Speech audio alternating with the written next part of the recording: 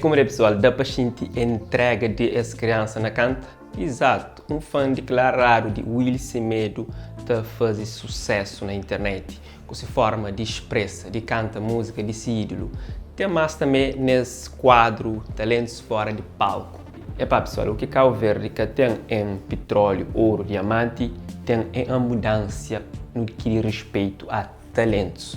É tantos talentos que nunca sei que usei, nunca faço escola. Cada dia tem um e desde criança esta bata mostra esse dom para arte, sobretudo de música.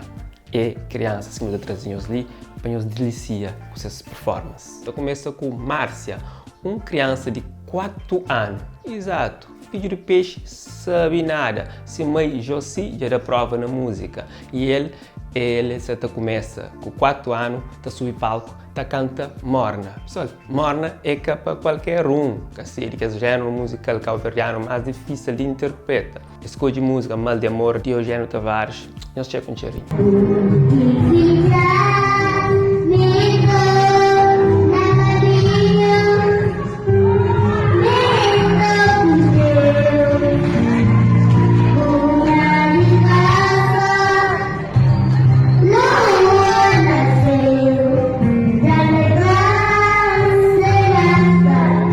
O senhor fica encantado, um dia te promete trazer-nos ele de forma com melhor qualidade, que assim mesmo o senhor aporta a forma que foi gravado essa música, esse vídeo que traz qualidade sonora, tá?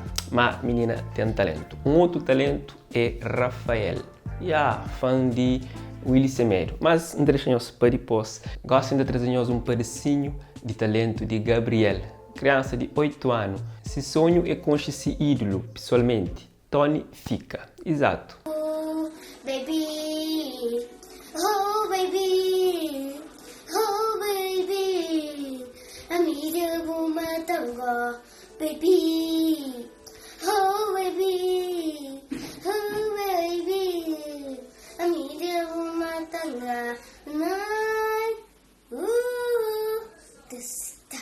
Agora te apresenta-nos aquele maior fã de Willy Semedo que nós tivemos hoje. Exatamente. Você fala-nos de Rafael, de 5 anos de idade. Tá canta com entrega enorme. Mas que próprio que Willy Semedo aqui tá canta. William falou, se foi o chat. Pessoal, olha, se nos gosta. Se nos gosta, nos vai deixa no comentário e nos partilha, nos pode outro alguém com esse talento ali, ou não?